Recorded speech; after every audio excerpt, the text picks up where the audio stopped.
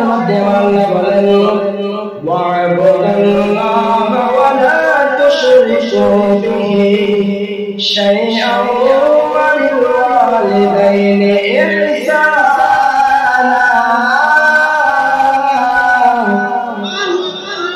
আমার আল্লাহ পবিত্র কালামের মধ্যে বলেন তোমরা আল্লাহর ইবাদত করো, আমি আল্লাহর ইবাদত করো, দুনিয়ার আর কারো ইবাদত করবে না।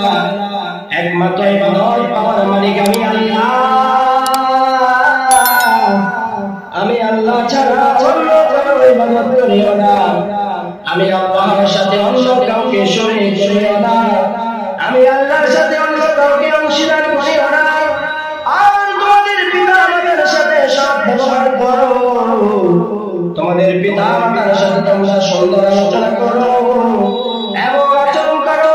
তোমার মা তোমার বাবা যেন তোমার প্রতি রাজি খুশি থাকে। আমার বলেন সুবহানাল্লাহ। আমার রাসূল সাল্লাল্লাহু আলাইহি ওয়াসাল্লাম সাহাবীদেরকে বললেন সাহাবী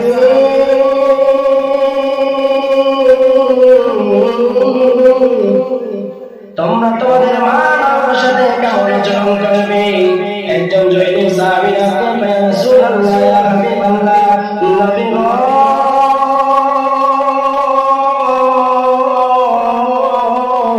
ও দয়ার নবীজি, মায়ার নবীজি, আমার মা বাবা দুইজনের মধ্যে সবচেয়ে বেশি হকদার কে?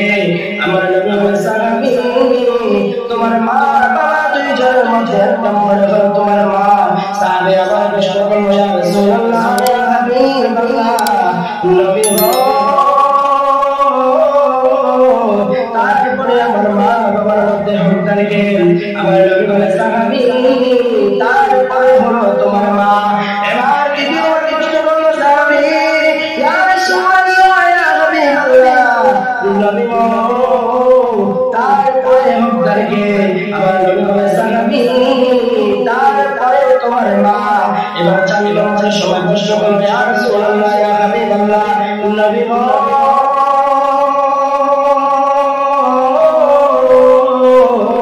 4 নম্বরে হকদার কে? আমার নবী বলেন সাহাবী 4 নম্বরে হলো তোমার বাবা। আওয়াজ দিয়ে বলেন সুবহানাল্লাহ।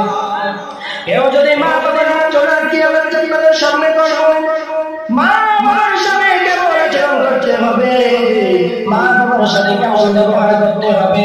আজকে সমাজে আমরা মা বাবাকে কষ্ট দেই, আজকে সমাজে আমরা মা বাবাকে মানুষকে মনে করি না। ছোটবেলায় সেই মা আপনারে আমারে এত সুন্দর করে এত যত্নে লালন পালন করলো, ওই মারে আবার করে এমন মানুষ আছে না নাই? মা বাবারে কষ্ট দেয়, মা বাবারে ভাই আবার করে এমন মানুষ আছে না নাই? আমার রাসূল সাল্লাল্লাহু আলাইহি ওয়াসাল্লাম ওই সমস্ত লোকদের মধ্যে বলেন, যারা কিয়ামতের ময়দানে তুমি যতই আমল করো না কেন, যতই দান সদকা করো না কেন, যতই বড় তুমি নেককার হও না কেন, মক্কা মদিনার ইমাম হও না কেন, আলেম হও না কেন, তোমার মা যদি তোমার প্রতি অসন্তুষ্টি থাকে, আমার আল্লাহ তার প্রতি অসন্তুষ্টি হয়ে যায়। আওয়াজে বলি সুবহানাল্লাহ। আমার আল্লাহ ওই ব্যক্তির উপর সন্তুষ্টি হন যে ব্যক্তি তার মা বাবা তার প্রতি সন্তুষ্টি, বলেন না সুবহানাল্লাহ।